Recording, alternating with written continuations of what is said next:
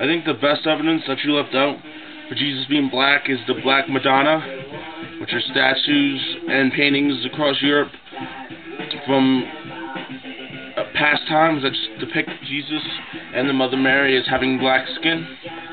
Of course, if you take someone from Poland or Germany where almost everyone has blonde hair and blue eyes and pale skin, and then they know that see a Arab complected Jesus, then they would likely exaggerate the color to a black color because of never seeing one. So I think that's not exactly a good depiction, because don't forget it is a artist's interpretation. Also, when it comes down to the whole woolly hair argument that you stated, they state in the Bible, the text, that Jesus had woolly hair, white hair like a sheep, and that could be more of a description towards the whiteness of the hair, so it's hard to state. Or he could have had white, kind of wavy hair, which would tend to say that the point that Jesus was old, which makes sense. Jesus' brother were all younger than him. He was the oldest in the family, and Jesus' brother James the Just died in 60 AD, and Jesus was the oldest.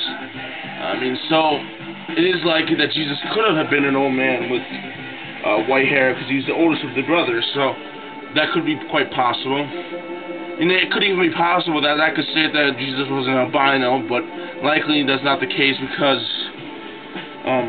the other statement was he had bronze-colored skin, and I don't think that would state that he has black skin. When I think of bronze, I think of more of a tan complexion, which I think is better evidence for the Middle Eastern complexion of almost a Mediterranean, Italian, Israeli, whatever you want to call it, Iraqi sort of tan hue. So I think that's evidence that the bronze skin is more of that kind of statement, of more of a Mediterranean tan skin, or olive skin, whatever you want to call it. And then, you're basing, I guess, some of your argument off of that there are not really white people in the Middle East. It's not really so true. As is, there are people with blonde hair, red hair, and brown hair sometimes in the Middle East, although it's rare. There are people with green and blue eyes in the Middle East, as well as North Africa is also known to have people sometimes with blonde, brown, and red hair, as well as blue and green eyes, and that's pretty occasionally.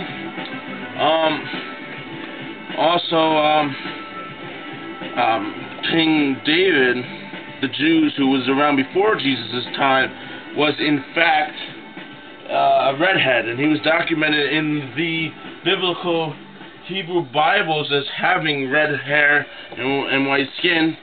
So if David beforehand had red hair and white skin, then there's nothing stopping Jesus from having that too.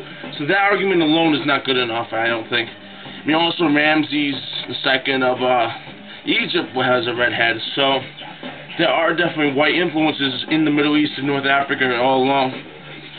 And I think more evidence that Jesus probably looked like an Iraqi or current-day Middle Easterners were that Roman coins and Roman pictures mostly depicted Jesus as having an exaggerated hook curvature nose, much like the typical Middle Eastern nose.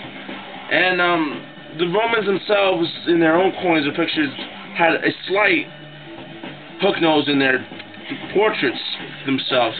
But when it came to Jesus, they had an extra hook nose, which is more evidence that he was, in fact, a very Mediterranean features in him.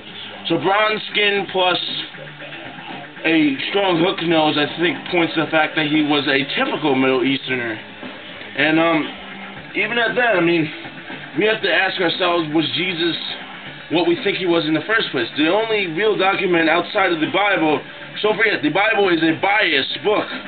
And don't forget, the Bible was written by people. So it's really a biased book.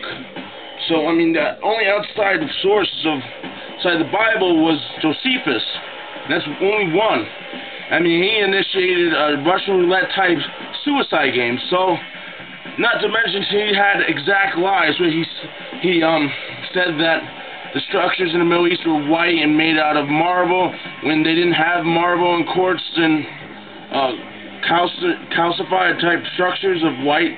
So he kind of was catering towards bullshitting the Romans into thinking that the Middle East looked more like the Roman world did, which makes it almost everything that Josephus says kind of iffy.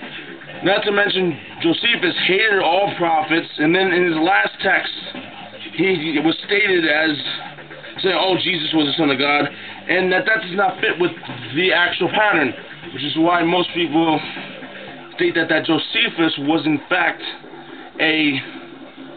that document was picked up by religious people and altered the writing of that, which is quite logical, and that's why old history texts are not always so accurate.